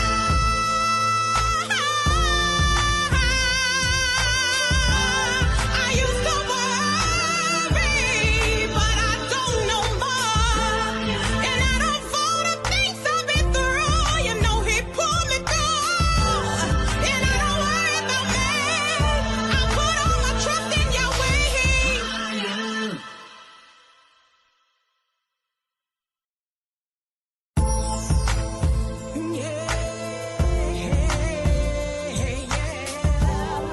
See, I know someone who's much higher, higher, higher, higher. Oh yeah, I know someone who's much higher, higher, higher, higher.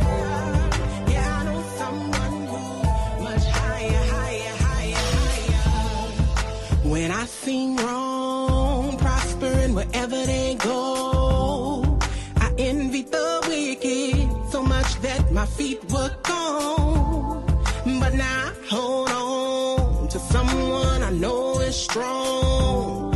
He my rock and fortress. I put my trust in Yahweh. He than you and me, that the whole world can see.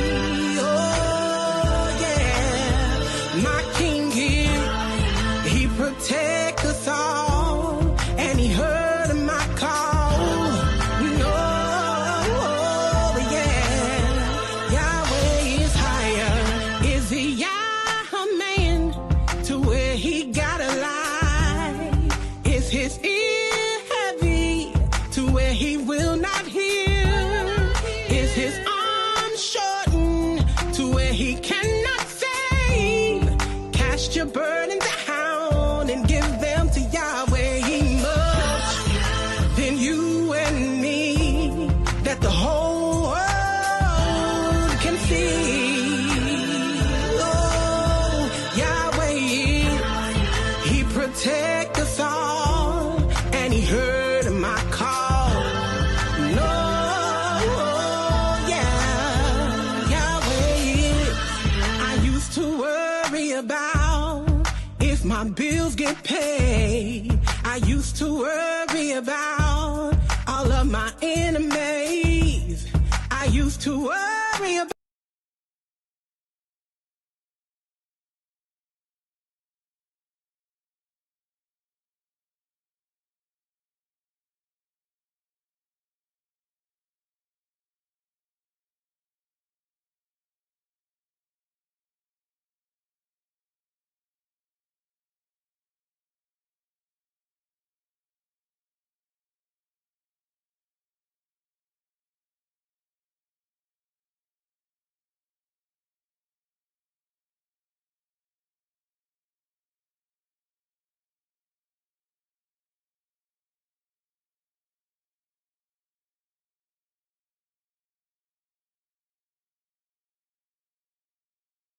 absolute character, right?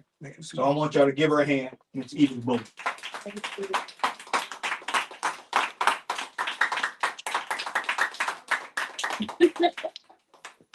All right, guys. Hope you guys doing okay this morning. Okay. You are? How old are you? So you say this.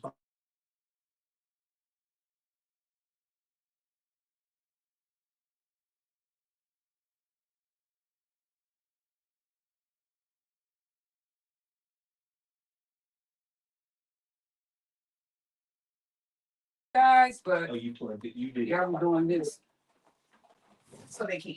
Okay. You just don't pay no attention. So what I've done, I just wrote a little book, a little tidbit about some of the things you're going to count.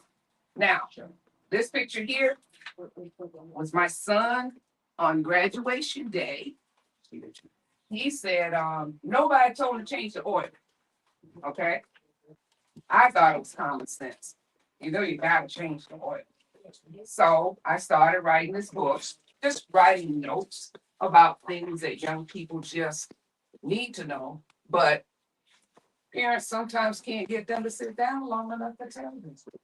Okay, so this is the first thing. So what I did with this whole section is just went ahead and gave adults, kids, anybody who reads it a little insight on what they need to do about cars. They don't just drive. We don't just get up and go. We gotta wash our face. We gotta brush our teeth. Cars need attention as well. Okay. So I put a whole section in here about maintenance on cars, what you need to do. Change the oil. When a light comes on, you need to just have it checked out. If it's something simple, I think everyone should know how to change the tire. They should know about oil.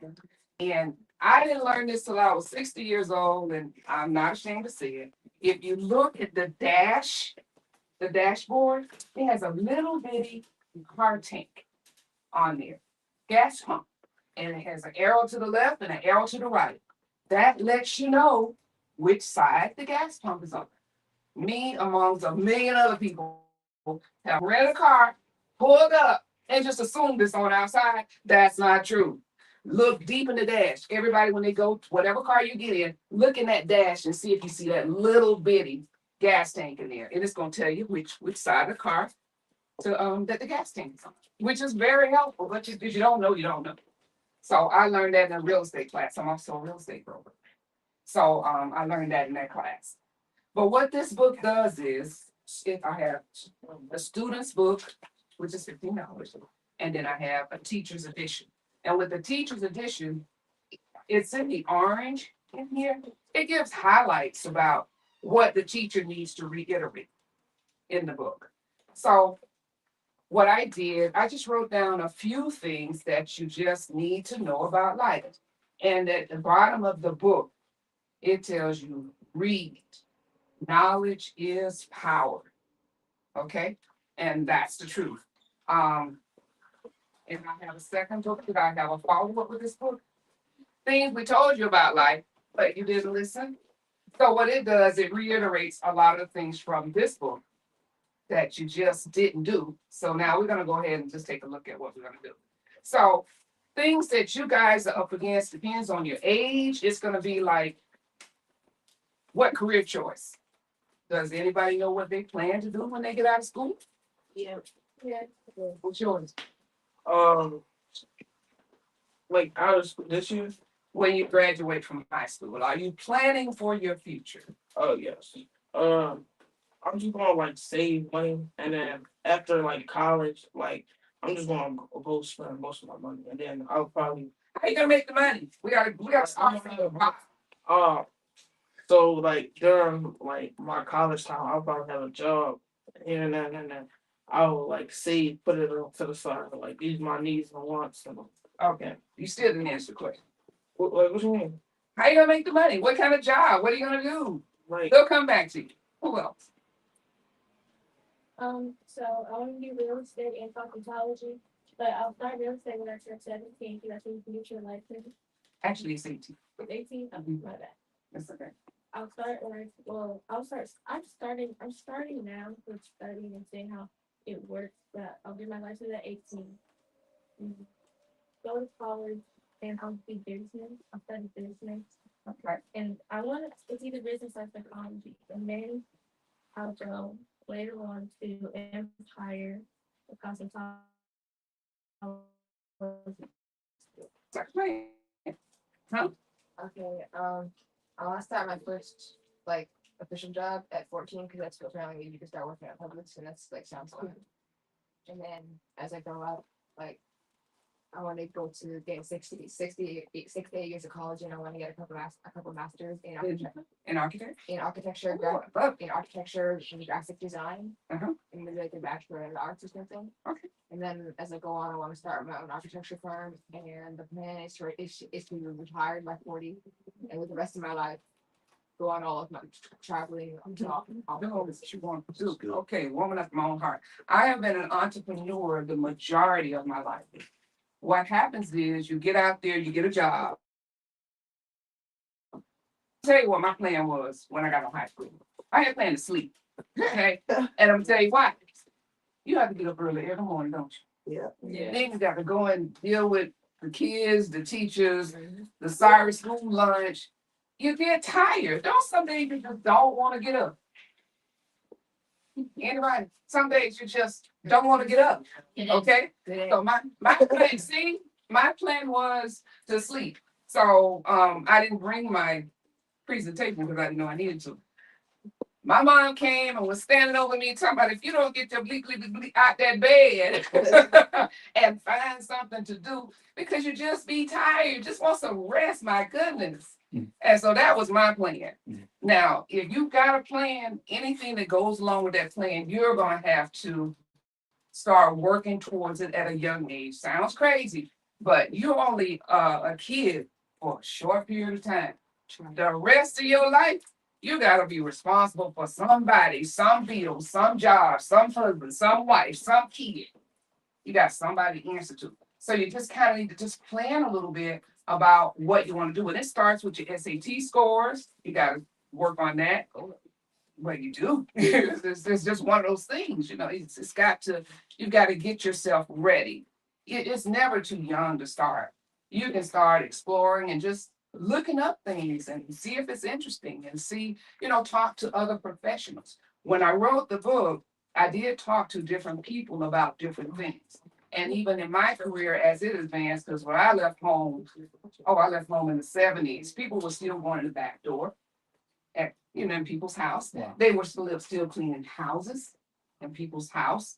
My mother kept us away from the white only, the black only sinks and bathrooms and stuff. She kept us away from that. But all that stuff, it exists. It really did. And I came from West Palm Beach, Florida.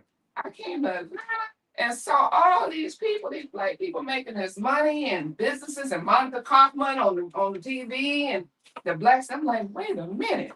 I need to go there. So I left. I left home $100 and came up into Atlanta and been just kicking it ever since. Life gonna kick you, but you gotta pull yourself up. And I'm gonna tell you, it's a lot of things in the book. They're small, they're simple, but it's things you need to understand.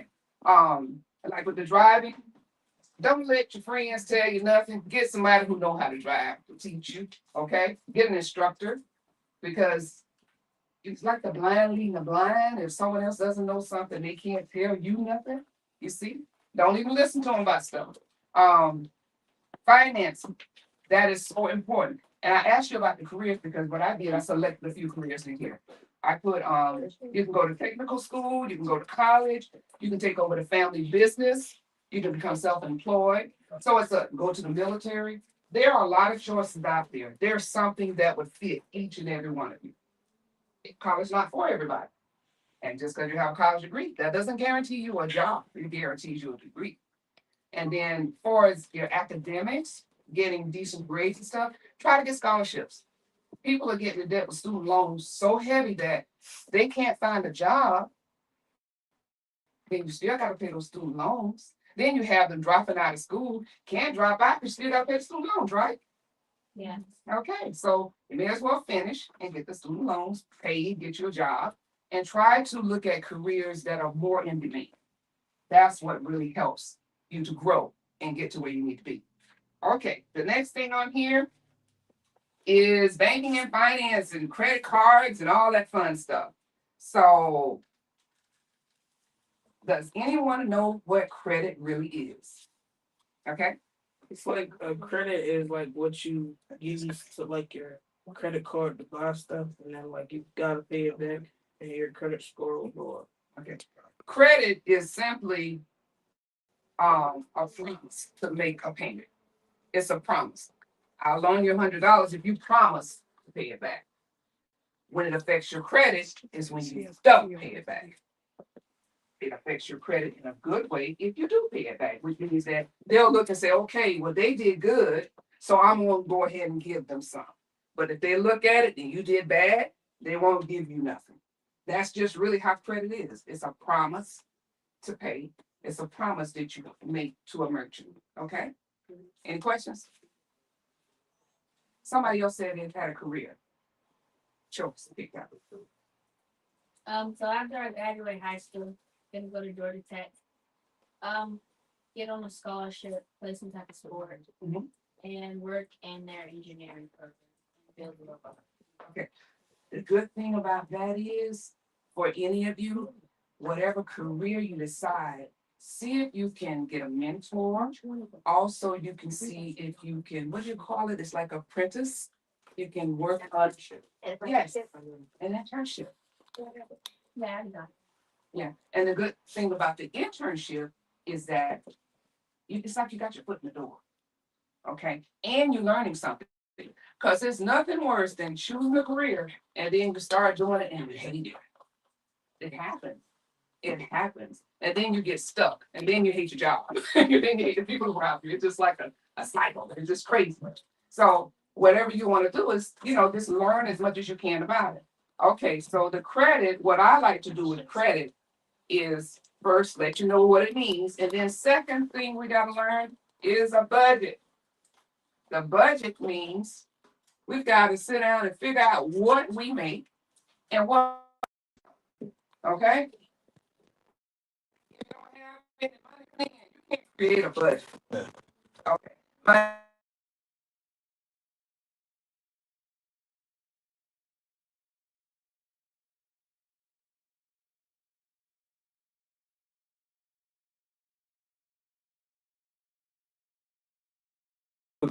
What Means is that if you make 5,000 a month, you got to, if you bring, say you bring home 5,000, you got to make sure that your bills stay under that.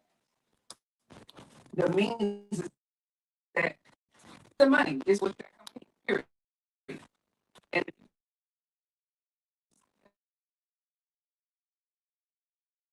that's you don't have enough pay, but you need to pay. And most people live beyond their means. But a lot of times in the good old US of A, if you don't have credit, if you don't have money, credit, and job, you really can't make it. That's just kind of how it works. And the sooner you learn that, the better off you would be. So, you got any questions? So now on this budget, it's just showing. I have a question. Okay. You said why? Because you'll find yourself stressed trying to take care of yourself, trying to take care of your family. And it's not enough money to do what you need to do. That can put you down a rabbit hole. Everybody handles their stress and their things that they go through in life differently. Some people start drinking, some people start doing drugs, some people do all kinds of stuff. Still, you don't want to do any of that. And have y'all heard the term keeping up with the Joneses? Repeat that. Keeping up with the Joneses. Y'all don't know what that means?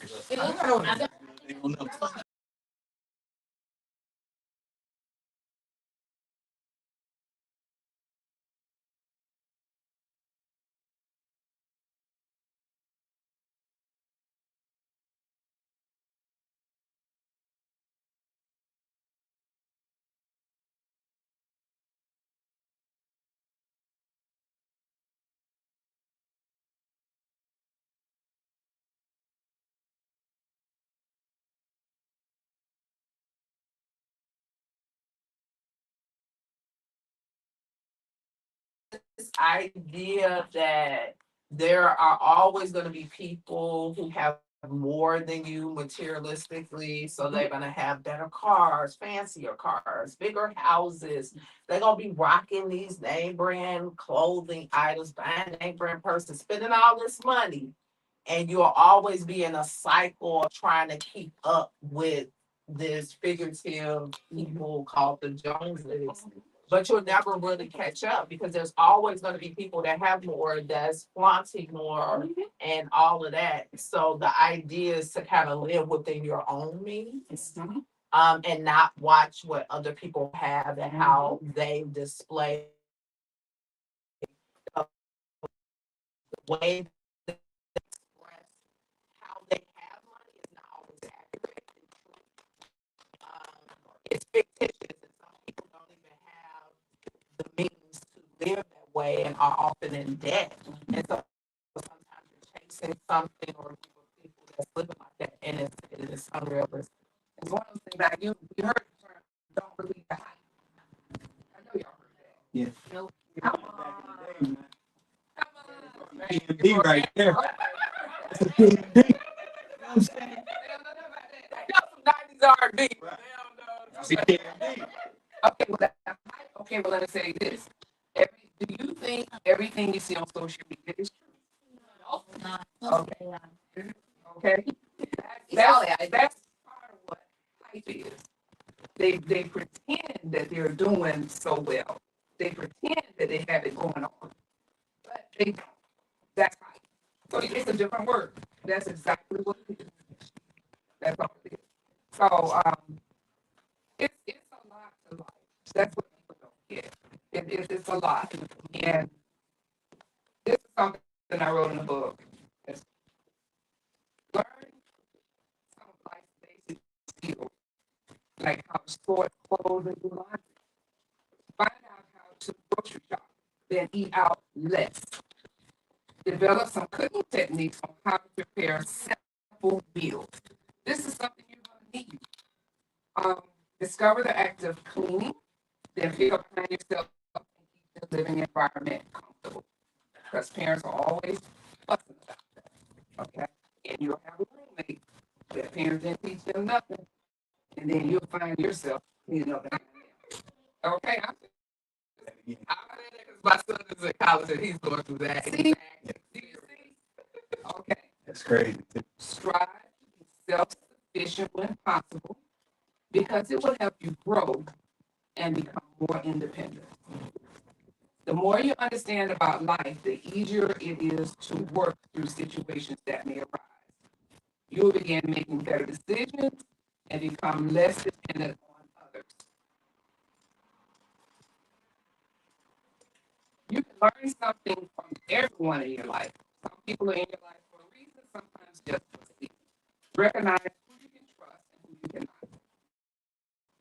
No one has all the answers to life stories. Life can be hard. Life can be easy. Life can be fun. Life can be rewarding. Life can be challenging.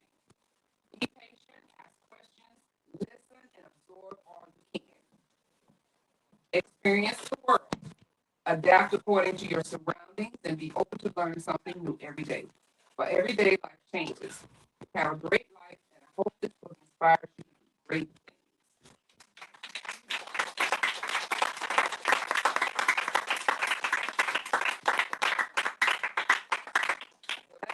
Part of my little take on life. I mean, it covers stuff like etiquette essentials, because we need to bring etiquette back. You know, people just have lost all their minds. It covers stuff like know your family medical history, because that's important. It covers things like family habits and addictions. Just because everybody drinks in the family, you don't have to. Just because people smoke, you don't have to. Celebrities make smoking practice, so you know.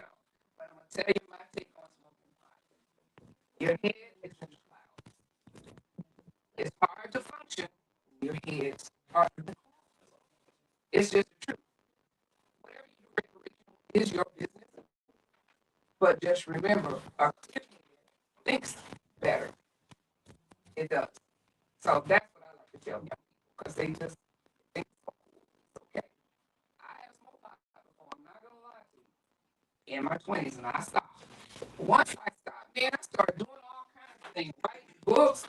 I mean, like the things that I have learned with a clear head is just unreal. I can sew, I cook, I care, I do accounting, a loan officer, real estate, a contractor. You can do whatever you want. If you set your mind to it and you make goals, you can do whatever you want. My sister calls me different because I'm always doing something. I'm always. That's just how my mind works. I can't focus on one thing. Right now, I'm rehabbing the house, planning a birthday party, and I'm here. So that's just what I do. Everybody's not like me, and I understand that. But every single person in this room has.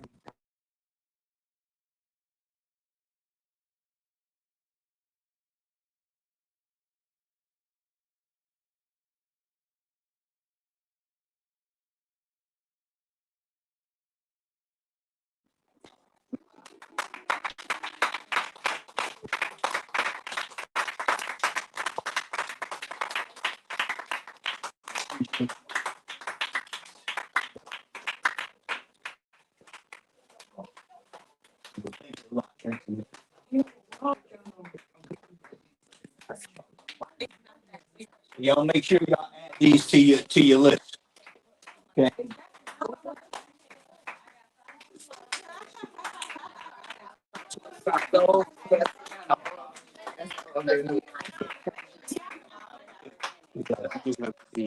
Yeah, high school.